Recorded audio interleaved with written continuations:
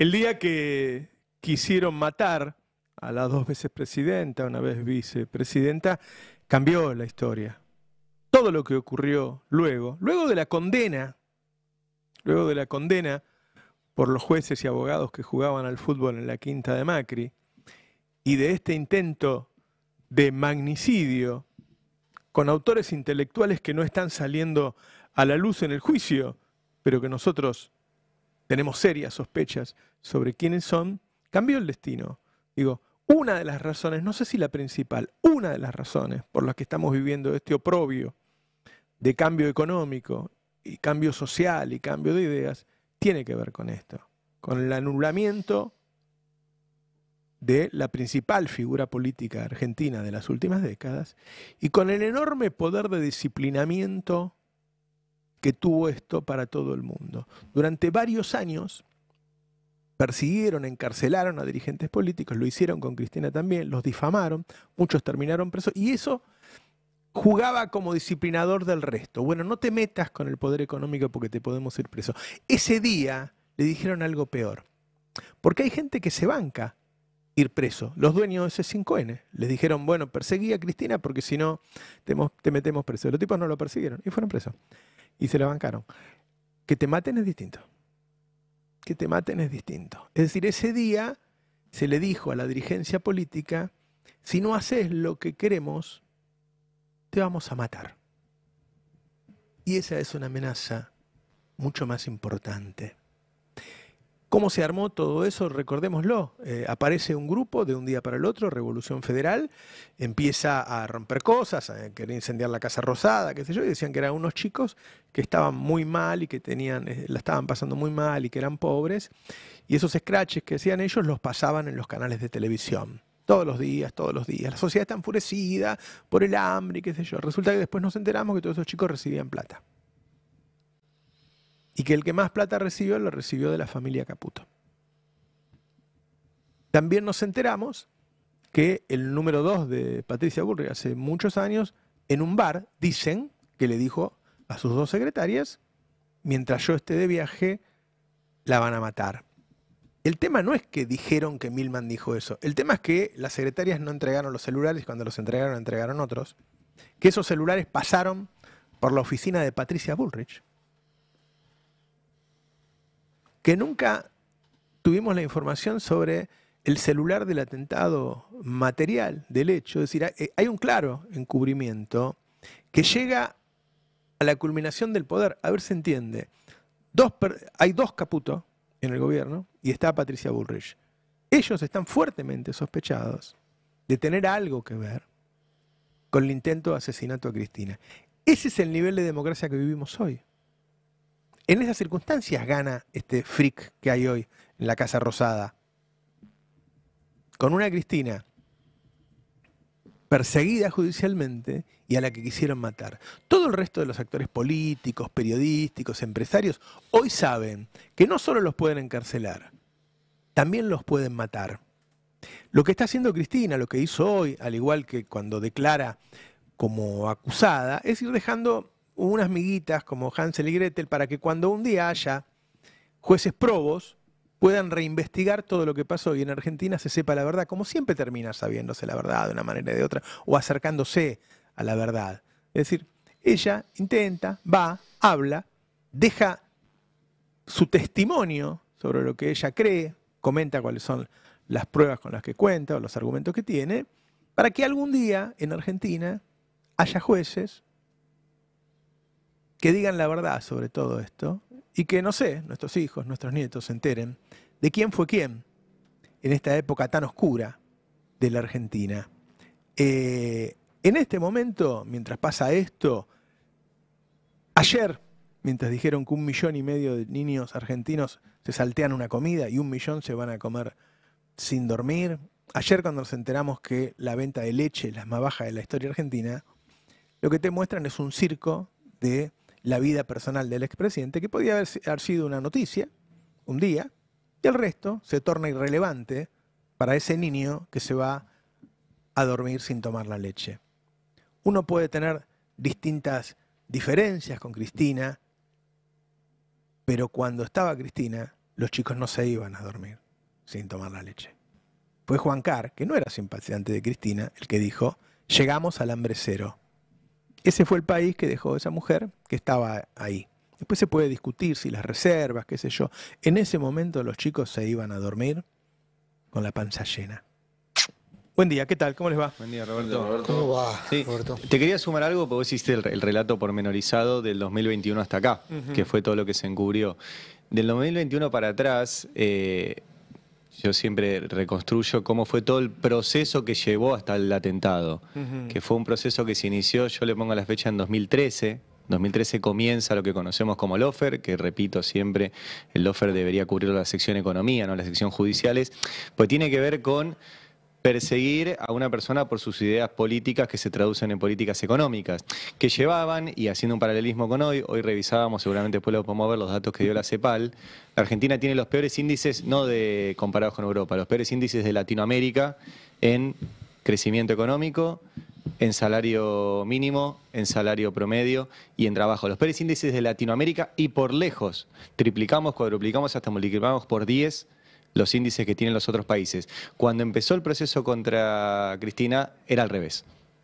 La Argentina tiene los mejores índices de Latinoamérica en jubilaciones, en salario, en industrialización, etcétera, etcétera, y el 50-50, que era algo que no se había logrado desde hacía 40 años atrás, en el año 74. Bueno, eso no gustó mucho, ¿no? Y eso es lo que yo creo que es la razón de la persecución a Cristina, que fue muy larga, o sea, la trataron de corrupta, de chorra, de asesina también, porque a ella le dijeron que ella había asesinado o mandado a asesinar al fiscal que la había denunciado, de cómplice de los asesinos de la AMIA, porque decían que ella pactaba con el diablo en una campaña que financiaron en su momento los fondos buitre. Se recuerda poco eso, pero los fondos buitre que estaban peleando por Cristina quedarse con más plata de la que les correspondía, financiaron una campaña donde decían que Cristina era una asesina.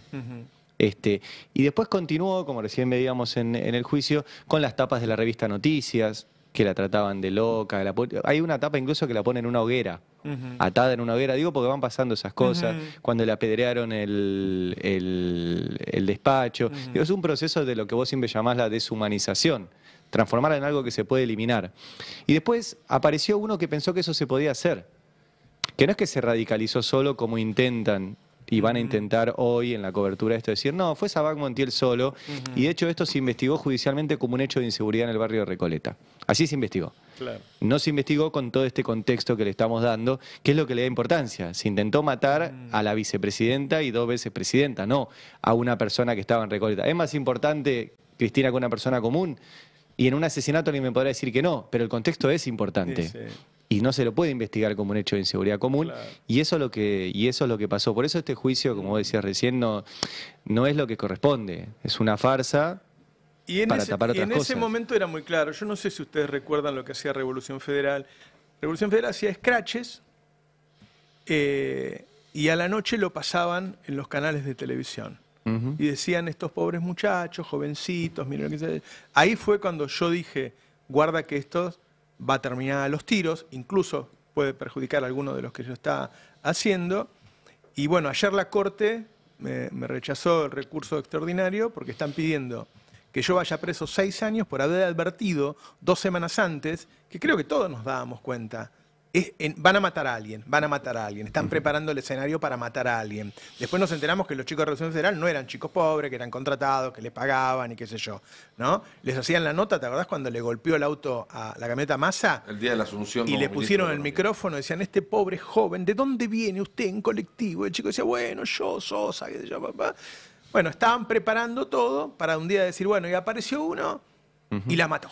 Claro, pero nadie se radicaliza solo. Ahora, están cerrando el círculo, ¿no? Digo, el ministro de Justicia tratando de inculpar a los periodistas, están tratando de que nadie diga más. Yo lo tomo, ya no puedo tomar lo mío como personal porque hay 300 periodistas acá. Entonces, cuando me atacan a mí, están atacando a 300 periodistas. Y además el mensaje de la Corte, justo ayer. Claro. O sea, vos advertiste 15 días antes del atentado, Sí. y justo el día anterior de que va a declarar Cristina, a vos te dicen, ¿sabes qué? Te vamos a investigar por haber advertido eso. Claro. O sea, ese efeméride judicial, porque Sí, que lo ellos usan mucho. lo recontra usan, viven de esas efemérides Claro. judiciales. Ayer la Corte, podría haberlo hecho el martes que viene, no había ninguna urgencia en resolver tu caso. Decidió Claro. hacerlo ayer porque hoy declaraba Cristina. Y guarda con el factor miedo, porque yo conozco muchos dirigentes y periodistas qué sé yo, que tienen miedo, y está bien tener miedo, ¿no? Digo, el miedo te salva, qué sé yo. Lo han logrado, quiero decir. ¿Saben qué? Lo lograron. Es que, Por lo menos por ahora. Es que te agrego una dimensión de análisis al factor miedo, que es si hay algo que es más dramático que la situación personal y colectiva que te toca a vos, Roberto, para mí, y es urgente y es un drama y es una tragedia, por supuesto es el hambre. La cuestión del hambre en la Argentina es absolutamente prioritaria y absolutamente urgente. Pero si tuviera que asimilar que hay algo incluso peor que esta situación de hambre en la que están cayendo millones de argentinos todos los días, es que se convierta en algo socialmente aceptado. Peor que el hambre es la resignación frente a esa situación, la resignación colectiva, la normalización, la aceptación, como algo dado a partir Hasta la justificación. a partir de un discurso que es conducente a eso, que es, bueno, tenés hambre, te lo mereces. Es que ¿Qué hiciste para tener hambre? Hay una operación política, hay una operación semántica, si se quiere, que es previa y que engloba la que describía Ari recién de deshumanización de Cristina, que es la de un país de castas, para utilizar una palabra que está muy de moda, en la cual, si vos formás parte de determinados espacios políticos, entonces se te puede reprimir cuando protestás, en cambio si formás parte de otros no. Claro. Que si formás parte de determinados espacios políticos, se te aplica un sistema judicial que si formás parte de otros no. Y que a la larga termina cimentando esta idea, bueno, que llega al paroxismo con el intento de asesinato de Cristina, se te puede matar si sos parte de esos espacios políticos, Claro. pero si no, no.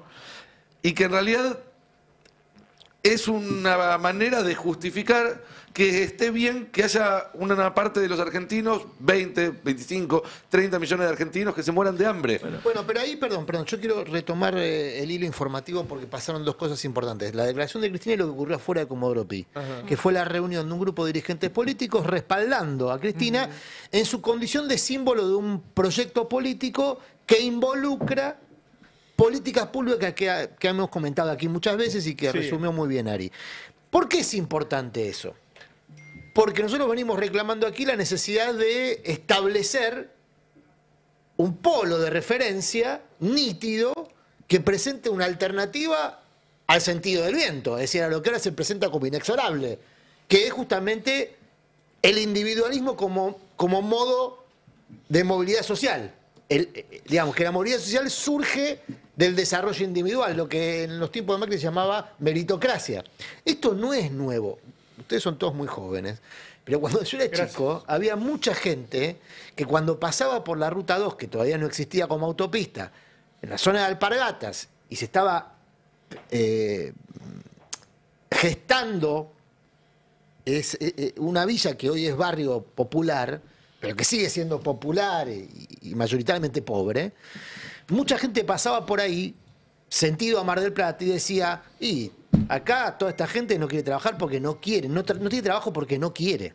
Claro. Era el sentido común de época. ¿De qué época? De la dictadura genocida. Pero Ari se repitió ese sentido con común todos los con Menem. vecinos que decían no le entregan los remedios a tu Claro. hijo porque se lo ¿Cuánto- robaron. Perdón, estamos pasando del aspiracional de la movilidad social ascendente Colectiva. al aspiracional de la Común. movilidad social descendente. Es decir, lo que está es lo que nos merecemos todos. Claro. De ahí el que baja es porque se lo merece. Pero no es nuevo. Yo lo que quiero enfatizar es que esto la Argentina ya lo vivió y ya sufrió las consecuencias de este modelo.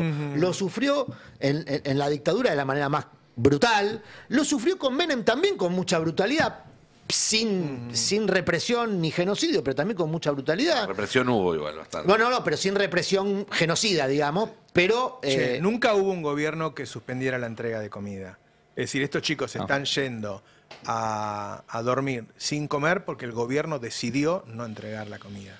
y esa fue una noticia que dio Ari y que acaba de decir ayer, que siguen sin comprar comida. Nosotros entrevistamos ayer a un especialista de UNICEF que fue muy categórico diciendo que esta situación de 1 millón de chicos que se van a dormir sin comer es atribuible tanto a la política económica como al corrimiento del Estado de la asistencia social. Es decir, Claro. son las dos dimensiones en paralelo y que se conjugan en un proceso. Porque mala política económica tuvo Alberto también, la verdad. Un poco menos, si querés, qué sé yo, pero mala política. Digo, no, este tiene la pobreza del 55, el otro tenía el 39. La comida el tema es que el llegaba. otro repartía la comida. Macri Pero, repartía la comida. Bueno, ahí hay un factor de crueldad que es un dato político. La crueldad de dejar morir a personas que estaban recibiendo un medicamento del Estado y se lo sacaste. O de no entregarle la comida. Ayer el padre Paco decía, miren, me hicieron un montón de inspecciones, me felicitaron por lo bien que estaba, pero la comida no me la entregan. Si no entregan comida porque no quieren. Pero no La le dieron una tarjeta tarjeta sube, sin denunció fondos. Paco, claro. Le dieron una tarjeta alimentar sin fondos. Claro. Bueno, es que ahí Ese factor crueldad me parece que es un dato político. Pero también hay otra cosa, como bien decía hoy Cristina, todo está vinculado con todo. De la misma manera que el proceso de deshumanización que sufrió Cristina estuvo dado por gran parte por el discurso anticorrupción, la crueldad de no entregar los alimentos, y no solo de no entregar los alimentos, sino de apelar cada decisión ante la justicia que Así le es. reclamaba, porque digo, una cosa es que vos digas hay una mala decisión, pero después te apura la justicia y das marcha atrás o hay presión popular. El gobierno está decidido a no entregarlos. O sea, una apelación tras otra. Que aprenda por las malas. Y el argumento detrás de eso, cómo sostiene esa decisión que nosotros vemos como crueldad, es la corrupción. Entonces, porque ellos Pero eso es un clásico, eso lo hizo la dictadura, lo Exactamente, hizo el menemismo, pero hizo lo todo que el digo es mundo. que el discurso de corrupción se utiliza para todo, se utiliza para justificar la crueldad, el ajuste, la violencia política, porque otra cosa que también hablamos de normalización, creció, cuando fue el atentado de Cristina, Burrich nunca lo repudió, pero hubo una sensación, por lo menos en el corto plazo, de que el espectro de la dirigencia en general decía, bueno, esto es un límite. Bueno, hace 7 meses que nos gobierna un presidente que ha, a través de las redes, reivindicado chistes de asesinatos políticos, de ataques políticos. O sea, también se está normalizando cada vez más la violencia como forma de discutir la política y de plantear las cosas políticas. Claro. Entonces, yo siento que inclusive desde el atentado en Cristina de adelante se está deteriorando todo aún más, mucho más. Bueno, y que no se haya investigado es una de las razones por las cuales se puede seguir deteriorando la Lo que discusión le política. hicieron a estas 5 o 6 mujeres, periodistas y actrices, de revolearlas por el fango ya hace varios días, diciendo en un rato sale un video sobre esta mujer con Alberto teniendo sexo, qué sé yo. Esas mujeres tienen hijos. ¿Y de tienen dónde surgen todos familia. esos videos? Pero hay esos chats? algunos comunicadores de la derecha que ellos dan y dicen, mañana sale este video, pasado sale este video, además de los trolls que trabajan en La Rosada. Está bien, pero Que ¿de son- dónde perdón, salen? perdón, ¿De dónde pero salen que esos son videos? los comunicadores y los trolls son elementos del mismo dispositivo. Sí, que Sí, hoy se hay que tenerlo reivindican, muy claro. que hoy se reivindican feministas a partir del caso de Fabiola. Sí. Digo, todo en un nivel de enchastramiento. Sí, pero para, porque yo quisiera abrir un poquito la ventana a la trastienda de la política, porque la política tiene virtudes y tiene defectos. El episodio de Fabiola tiene una gravedad dada por el Código Penal, ¿no? Se establece incluso una pena por un episodio de violencia de género. El episodio de Tamara Petinato no tiene gravedad ni institucional ni penal. Ahora es el que penetra en la cocina, en el living de las casas. La tapa de Clarín. Exactamente. Ahora, por eso yo preguntaba, ¿y quién filtra ese video? Que no tiene ni gravedad institucional ni efecto penal. Solo es escándalo y fango, Es morbo, ciénaga, sí, morbo. ¿Quién lo filtra? ¿Quién? Bueno, ¿qué es lo que cree hoy la política? Porque en política es muy importante lo que ocurre, pero también lo que los políticos creen que pasa, porque operan en consecuencia de eso. Hoy la política, muchos peronistas están convencidos que la aparición del video de Tamara es un vuelto a la actual pareja de Tamara, que es un diputado, que en su momento fue acusado por los huemules de haber participado de la operación de difusión de la visita. De la difusión. Sí, de la difusión. De la visita de un grupo de jueces y directivos del Grupo Clarín a Lago Escondido. Entonces, en su condición de titular en ese momento de la Policía de Seguridad Aeroportuaria, hablamos de José Glinsky. Jorge, exactamente, Claro, José Glinsky. claro. Entonces, la política hoy está convencida que detrás de todo este episodio hay una manifestación de poder de la mafia judicial. De la mafia, si querés, cívico-judicial. O sea, de la justicia y sus sponsors económicos, empresarios y demás. Que se guardaron, como prometieron en ese chat, en el chat de los huemules, que en algún momento algún vuelto se le iba a dar a los que consideraban responsables de la difusión del episodio. Lo dicen textualmente. Lo dicen textualmente, al gordo Glinsky le dicen el gordo. Y el que era ministro, secretario de Seguridad de Larreta, dijo, tráiganmelo que yo le voy a tirar una celda y no sé qué le voy a hacer. Ojo, lo que yo estoy contando no significa que sea así. Estoy diciendo que hay muchos políticos que consideran que esto fue así. Entonces van a actuar en consecuencia. Bueno, hay un nombre Yo miraría con atención, termino con esto. Yo miraría con atención cómo van a actuar estos políticos convencidos de que la mafia judicial o cívico-judicial está empoderada con el caso Lijo. Porque todo esto tiene consecuencias permanentemente. Claro. Como ustedes decían recién, el intento de magnicidio sobre Cristina tuvo consecuencias políticas, tuvo consecuencias electorales, tuvo consecuencias en la oferta política del peronismo. Bueno, Alberto toma una decisión el otro día en un lapso de lucidez de entregar su teléfono abierto. Y ahí le está diciendo a toda la política, bueno, ocúpense ustedes, muchachos. Me caigo yo agarrado al mantel, ¿eh? Claramente. Entonces digo, por eso a mí me gusta abrir ventanas para que todos tengan acceso a la bambalina de la política. Yo quería poner un nombre propio. La política no tiene códigos link, morales como el resto de las personas. Adrián, el link que vos haces entre los huemules y la causa de Fabiola es Julián Ercolini.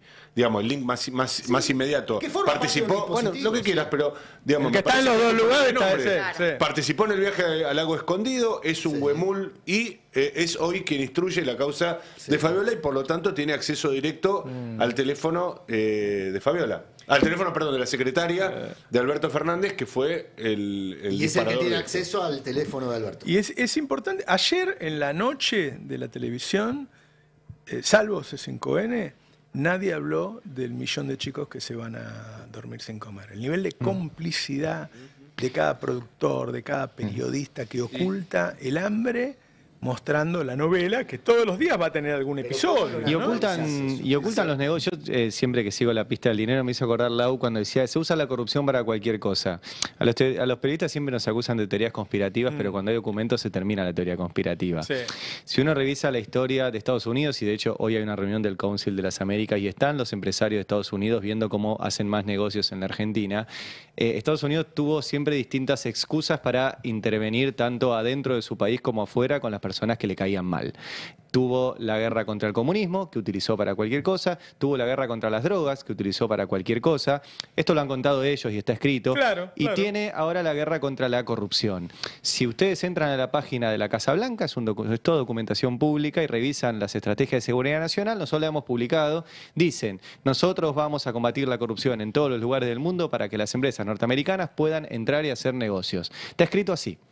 Bueno, en la Argentina tiene un capítulo que es que las empresas norteamericanas quieren hacer negocios y muchas veces tienen que competir con las que están acá, que no son nene de pecho, que están muy apalancadas en la política, en la justicia, etcétera, y laburan para eso. Y la corrupción es la forma que utilizan para eso. Cristina, de hecho, una vez dijo, cuando me vengan a hacer algo a mí, miren al norte. Eso no quiere decir que todos sean inocentes, ¿no? Pero no, todo eso lo sabíamos y Cristina lo dijo eso antes de volver a ser gobierno, ¿eh? Sí, esa fue que no me acuerdo si fue un si gobierno. me pasa algo a mí, miren al norte. Lo dijo antes de volver a ser gobierno. O sea, acá hay una consecuencia de la inacción del último gobierno nacional popular progresista que mantuvo inalterado el andamiaje del lawfare. Entonces eso también tiene consecuencias. Bueno, lo mandó al alterado y le tocó la melena al león. Cafiero decía, estamos esperando que la justicia se autodepure. Bueno. Pero al mismo tiempo que hacías eso, salía Alberto en cadena nacional a denunciarlo. Es lo que dice Adrián en general. Había de un lado a gente jugando a los soldaditos y del otro lado gente que se toma muy en serio. Que hace la guerra. Claro. Y ahí hay un punto central, porque lo que a mí me preocupa es que si el poder político se convence de que tiene menos poder que los poderes fácticos y que solo están para administrar Eso es lo que está pasando. Claro, Esa es la si situación el actual. poder político se convence de Esa es la que situación actual. eso es inmodificable, entonces Sí. lo que son, ya no vienen a alterar el esquema Esa es del la poder, situación actual. sino a administrarlo. Claro. Y entonces estarán los peronistas que administran un esquema de poder, los radicales que administran otro esquema de poder, disputarán negocios, Ese como es vemos ese en es el el Congreso. es el esquema hoy en la Claro, política argentina. eso claro. nos deja a los ciudadanos absolutamente desamparados. Y más todavía, Claro. perdón, si en ¿Qué el nos co- representa a más nosotros? todavía si en el Congreso no se tumba el DNU que ¿Y por les qué dio no los se 100. tumba el Bueno, DNU? justamente, por eso digo, es toda una señal Sí, si logran negociar. expliquémoslo bien, porque digo, hay Ese es 100 mil tu millones de pesos para destinar a coimas, a apretar, a que te espíen, a hacer de todo de la CIDE. Y eso lo pueden voltear en el Congreso. Así es, mañana va a ser la sesión, por lo menos esa hora está pedida. La duda en este momento es si la UCR, que hace 2 semanas sacaba un comunicado, el bloque de diputados del UCR pidiendo que se trate este tema en el Congreso, va a dar o no quórum. Porque hasta ahora están poniendo en duda, solamente los 9 diputados que responden a Manes aportarían al quórum y estaría muy, muy finito. Todo esto es más complejo porque hay otras 2 sesiones el día de hoy, se está terminando de negociar a ver qué pasa, pero sin ir exclusivamente al punto del DNU, hay otra cuestión que se está discutiendo en el Congreso, que se discutió en los últimos meses en el Congreso y que da cuenta de todo esto que estamos hablando. Hoy salieron 2 decretos en el boletín oficial, uno que es directamente trágico, que tiene que ver con que ya no va a existir más la comisión que se encargaba de investigar la apropiación de bebés durante la Bueno, dictadura. detengámonos ahí, nos juntemos todos, porque eso es terrible. Eso se junta con la visita a los genocidas, eso Así se junta es. con el proyecto de decreto para liberar a los genocidas. Es decir, en Argentina es un Con, lugar... Pero- con el video del 24 Con el que video emitió del la 24, Casa Rosada. Pero digo- déjeme redondear la idea, después volvemos en Dale. todo caso al tema que requiere discutirlo en profundidad. El otro tiene que ver con la SAD, que es un tema, si se quiere, más frívolo. pero un negocio, Pero bueno. tienen un punto en común. Tanto una como otra medida eran parte del articulado original de la ley de bases, se retiraron en el marco de las negociaciones para que diputados de la oposición levanten la manito y la aprueben, en una ley que incluía en su artículo 3º, al principio de todo, una delegación de facultades que le permite hoy al gobierno tomar esas mismas medidas que los propios diputados rechazaron hace poco. Esa fue la complicidad del Congreso sabiendo que eso iba a pasar. Cuando no haya recursos del Estado para recuperar la identidad de niños apropiados, no hay que pensar solamente en Milei, en Sturzenegger, en los que firman el decreto, sino en cada uno de los diputados que sentándose a dar quórum o levantando la manito para votar, le dieron facultades delegadas porque son esas las que le permiten a este gobierno avanzar en ese sentido. Y tiene que ver con lo que comentábamos recién, con que se está tercerizando la política en muy pocas manos, en las manos de un grupo de empresas, en la mano de un grupo de milicos que están presos y quieren volverse a las casas y que le están dictando a este gobierno qué hacer. Y este gobierno ya tiene los poderes delegados para cumplir esos deseos. Bueno, pero Igual, este perdón, gobierno no es hay que- solamente terciarizar, para mí es lo que dice Adrián, es gestionar un Estado que tiene vida propia, que le otorgas los recursos para que tenga vida propia. Los servicios de inteligencia funcionan así en todo el mundo, por eso siempre se habla de un Estado dentro de un Estado. Y me parece que concederles cada vez más poder es reconocerse en ese lugar de debilidad. Mirá lo que está pasando hoy, hablando El de gran selección. dato de esta charla es, ojo, no es solo Milei, esto está bastante generalizado, Claro. habrá sido por disciplinamiento en gran parte, seguramente, porque ahora el peligro que te maten, habrá sido por negocios, por complicidad, por lo que sea, pero si ese DNU, si esos 100 mil millones de pesos están para espiarnos a nosotros, para hacerte una trampa o lo que sea, va a ser con la complicidad del radicalismo, del PRO y Además, algunos perdón, peronistas. cuando salió el DNU, no hubo fuerza política que no dijera, bueno, ¿para Claro. qué? O sea, pero después, como, bueno, la Unión Cívica Radical directamente fue un comunicado. Y sin embargo, ¿cuántos fueron? ¿2 meses? Mira, ¿Un te voy mes a dar un después? dato. Sturzenegger estuvo hace 3 días. Hoy es miércoles, no, estuvo el viernes pasado con un grupo de empresarios que le fueron a pedir si se podía hacer como con otras leyes que estaban incluidas en el DNU o en la ley base, que saliesen por la libre, que saliesen como ley específica. Y se refería específicamente a la legislación laboral, que está parcialmente suspendida, en parte está incluida en la ley base, si entonces está operativa, y en parte lo que estaba en el DNU está suspendida a firma de la Corte. ¿No? Pues la Corte la tiene que resolver. Claro. Bueno, le fueron a pedir, che, hay cosas que están detenidas por la Corte que nosotros necesitaríamos ¿Cómo cuáles? Preguntó Sturzenegger. ¿Cuáles son las más urgentes? No podemos sacar todo en paquete. Habrá cosas que habrá que esperar. ¿Cuáles? Bueno, entiendo que ya es operativo por la ley base, si la reglamentación que está por salir, la reducción del 1% que Sturzenegger llama peaje, que en realidad es el aporte solidario sindical que muchos sindicatos rechazaron y por lo tanto se paralizó con una presentación judicial. Eso lo llama peaje Sturzenegger, una especie de peaje laboral sería, que se está por eliminar en la reglamentación. ¿Y por qué se puede eliminar en la reglamentación de la ley bases cuando hay un fallo que lo suspende? Porque la ley bases le da esta discrecionalidad en el ejercicio del poder. Ahora, ningún legislador, salvo muy pocos, que son en general los de Libertad Avanza, que están debutando en el terreno legislativo, el resto son toda gente muy experimentada. Claro. Todos, algunos incluso colaboraron para que esto pasara sin que se note por la experiencia que tienen, pienso en Pichetto. Entonces, ya que te meten el tema gremial, quiero ir a lo de Mariano Martín. Ojo con los sindicalistas que creyeron que iban a zafar de esta. Es que este gobierno está cagando sistemáticamente a todos los que creyeron que podían llegar a algún tipo de acuerdo. Ese es un poco el trasfondo. Contanos el tema tuyo que lo publicaste hoy, Mariano. Sí, respecto, antes que nada, del tema de aporte solidario, que sería el tema, hay un debate jurídico sobre los alcances del propio gobierno. Si uno le pregunta a Julio Cordero, te diría eso necesariamente tiene que ser por ley.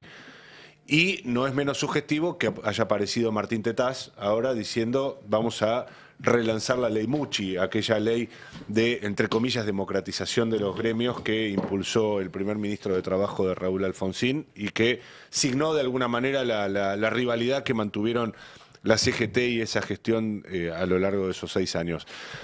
Dicho eso, y también a cuento de lo que comentabas recién, Adrián, de donde muchos veían la posibilidad de un acuerdo, hoy se están encontrando con que el gobierno dinamita permanentemente todas los puentes y todos los lazos que en algún momento hasta el propio Santiago Caputo había creado. Santiago Caputo hoy es el interlocutor senior, si se quiere, del gobierno con la CGT, por encima de Julio Cordero, por encima de Guillermo Franco, porque entienden que es la transmisión lineal de la voz del presidente. Pero lo que hoy contábamos en el destape, que me parece que es un raconto y una enumeración, además de mostrar algunos casos que todavía no habían salido a la luz, bastante elocuente en ese sentido, es que en al menos una decena de sindicatos hubo hostigamiento claro y deliberado de parte del gobierno nacional. En 3 casos, solo en 3 casos en los últimos días, hubo intervenciones directas de las obras sociales. Se produjo, y lo hemos visto en resoluciones públicas, en el caso de la segunda obra social más importante de la Argentina, la de los peones rurales, que en el lapso de una semana, en tiempo récord, esto sí que es inédito en la administración pública, en el transcurso de una semana se nombra una administración provisoria para ver si necesita hacerse una intervención y una semana después se interviene la obra social. 650.000 beneficiarios. En paralelo, y con mucha menos visibilidad, el gobierno también interviene la obra social del gremio de los ladrilleros, en este caso aparentemente cobrándole un vuelto a el movimiento Evita, a Alicia Kirchner, que habían, digamos, intervenido, habían tenido mucha injerencia sobre ese sindicato y el traspaso masivo de monotributistas sociales a esa obra social. Y otro gremio de ladrilleros, por razones distintas, en este caso ladrilleros a máquina, es un sindicato distinto, cuya obra social también es intervenida. En paralelo con eso, en 7 gremios, lo que hubo en el transcurso de una semana fueron cualquier semejanza con la realidad contemporánea de la Argentina de las últimas décadas, no es pura casualidad, visitas de un grupo de funcionarios de la Superintendencia de Servicios de Salud a bordo de una camioneta. El número recorre todos los gremios. Dicen, los contamos, 14 personas, 14 funcionarios de la Superintendencia de Salud que descienden en cada sindicato y empiezan a pedir todos los números de una obra social. Mismos números que cada obra social tiene que presentar periódicamente de manera digital y por escrito. Es decir, nada que no se pueda hacer de otra manera.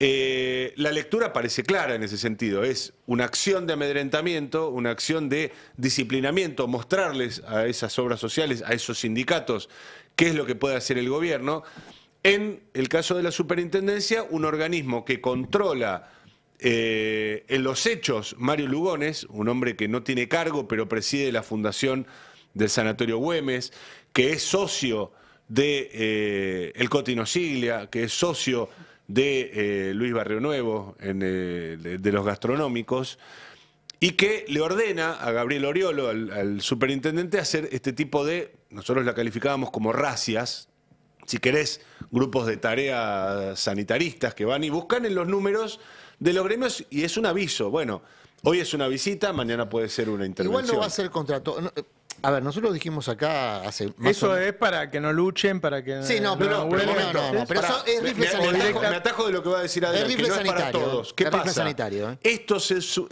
se produce, y esto me parece que también es lo políticamente a destacar, se produce frente a un ostensible silencio de la CGT. La CGT, la sabemos, conducida por los gordos, por los independientes, por estos gremios que tienen no solo muchos afiliados, sino obras sociales muy fuertes. Ninguna de ellas ha sido afectada hasta ahora por ninguna de estas maniobras.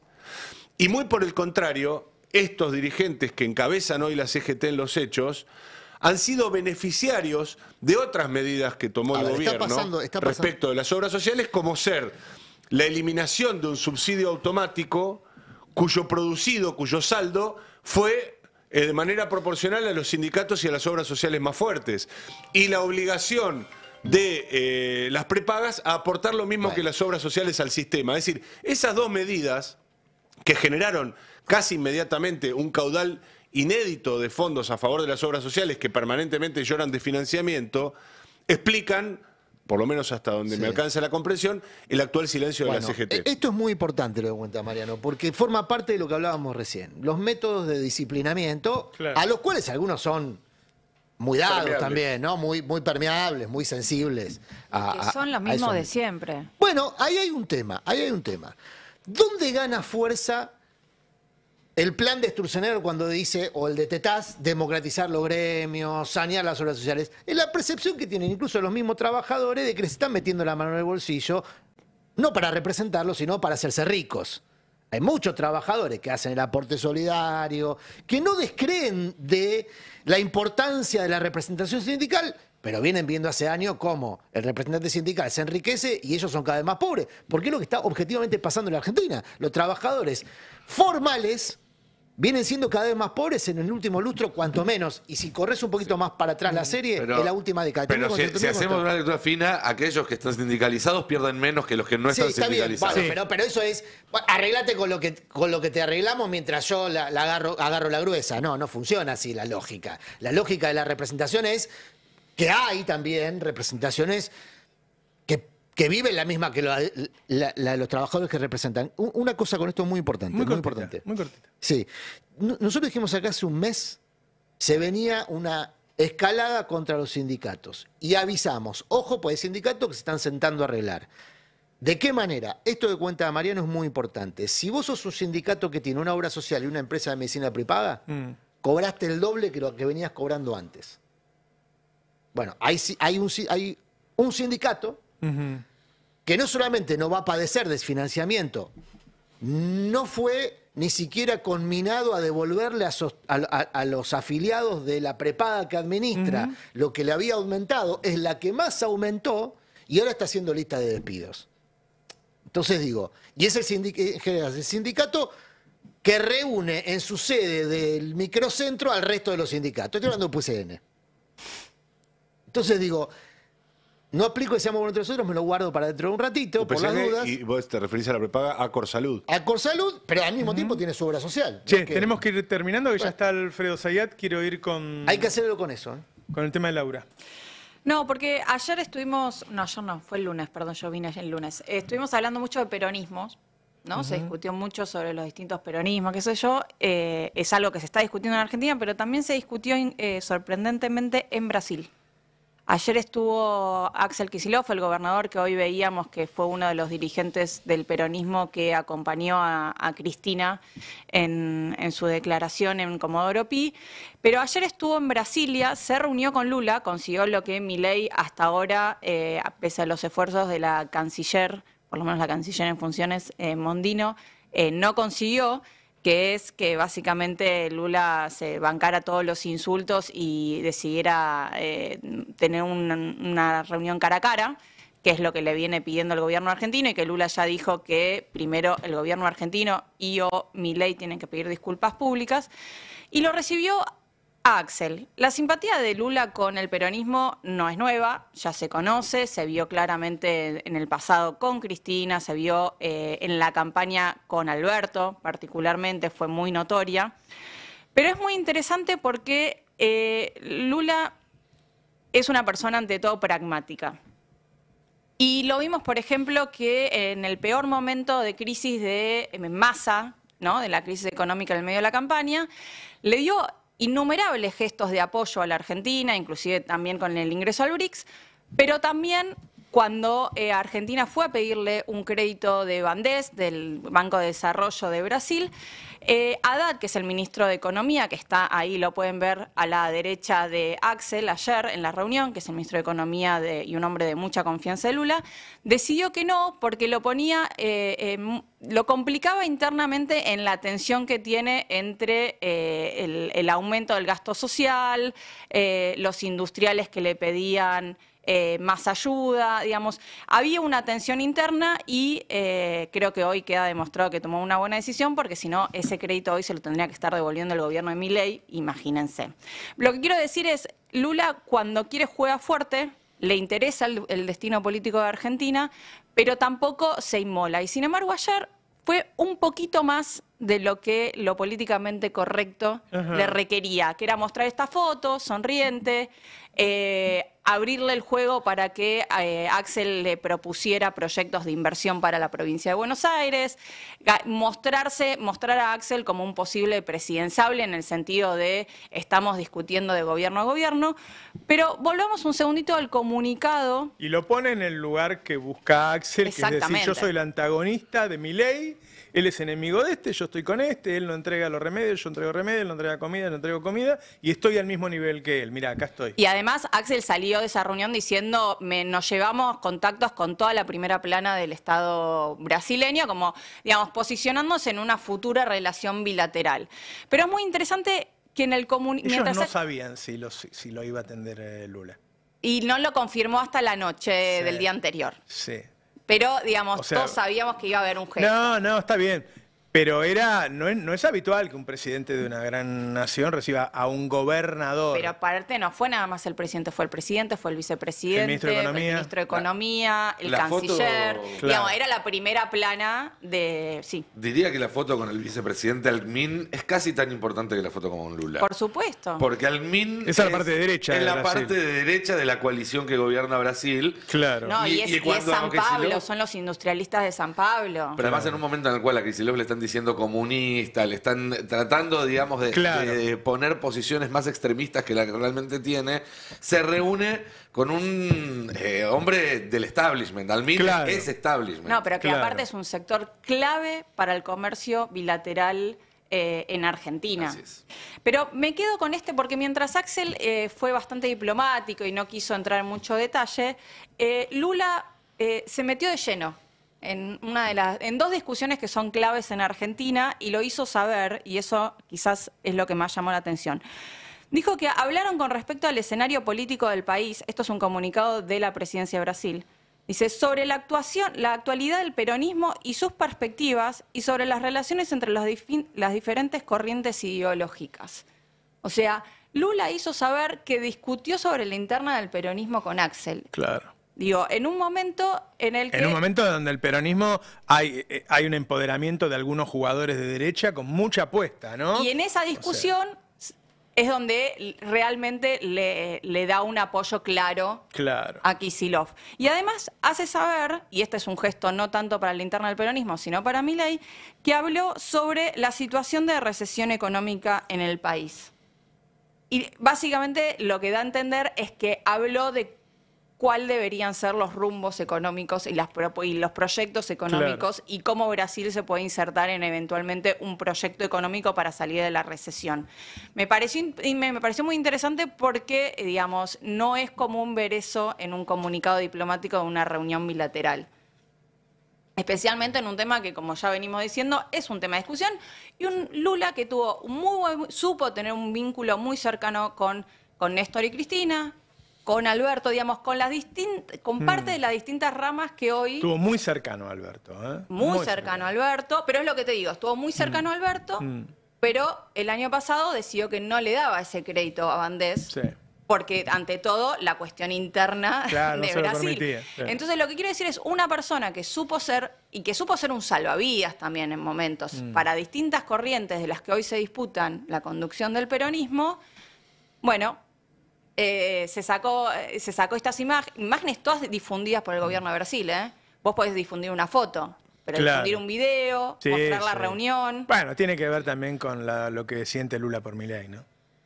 Las Esto dos hay que cosas. ponerlo Está también lo que siente por Kicillof y lo que siente Sí, por pero Milei. Hay que Sí. ponerlo en perspectiva también en lo que vienen siendo los acercamientos del gobierno de la provincia de Buenos Aires con China, acercamiento del gobierno de la provincia de Buenos Aires con la India, Así es. acercamiento del gobierno de la provincia Sí. de Buenos Aires con México. Pero yo lo que quería destacar que todo eso me parece que es Axel proyectándose en futuras relaciones bilaterales. O sea, son los chinos reconociendo que están tratando de imaginarse una relación bilateral, es decir, de Estado Nacional a Estado Nacional, para futuro. Lo mismo con India. Pero Lula habló de peronismo. Por eso es Lula Claro. interviniendo en la Me parece interna que del ahí hay un peronismo. dato extra. Digo, Claro. Lula, y es un personaje que conoce las distintas corrientes internas del peronismo a nivel personal, te diría. Sí. Entonces, me parece que ahí Lula dio un pasito más y le dio un guiño a Axel en un momento de mucha tensión interna del peronismo, que es un dato que me parecía que no, digo, más allá de la disputa con Milei, que es cierta, le está dando una foto que no le quiere dar a Milei, No, lo eligió. además le está dando una foto que no le está dando al resto del peronismo. Lo eligió Axel. Lula lo eligió Axel. Está diciendo, mi candidato es Axel. Esto es lo que Yo no Un sé si. Axel que- Yo creo que es más pragmático, va a esperar a ver qué pasa, pero dijo: en esta discusión me siento con esta persona. Claro, Hoy. claro. Un Axel Che, que hoy estuvo al lado de Cristina cuando salió de Claro. Comodoro Sí, Pi también. sí, No es un obvio, dato menor. Obvio, en un día como hoy tenía que estar. Che, ya está Alfredo Zayate esperándome para hablar cómo sigue la economía, el dólar, la inflación. En Atucha los trabajadores rechazan los procesos de privatización y despidos. Está pasando eso. Recordá que ayer hablamos de las hidroeléctricas. Va a hablar Nico Lantos del uso de las facultades delegadas que está haciendo ahora. Todas estas cosas lo está haciendo utilizando las facultades delegadas. Y Lula González nos va a hablar de qué pasa con los precios de los juguetes. Viene el Día del Niño. ¿Es el Día del Niño? Voy a comprar algo a Inesita. Bueno. Chao, muchas gracias. Muy bien, en 20 minutos todo eso, ¿no? Porque las 12. No, a la una. A hoy la una. A la una. Ah, a la No te una. apures, no te apures, no te apures. Ansioso, No te subas las medias que Dejá foto algo para carnet. los demás. Tenés che. razón. Ah, todo él, viste que todo él. No, viste que va. chicos, estoy Es un muy mareado, Pac-Man, estoy mareado, ¿no? estoy mareado. Escuchame, Es si un no, Pac-Man, que venga a las 12 nosotros nos vamos a almorzar. No, Sí, estoy claro. mareado, No hay estoy mareado. problema. A veces no me gusta Morano, pero ayer me gustó. Ahí no vemos. Y ya venimos, Chau, dale, chau. ahí está Alfredo Zayat.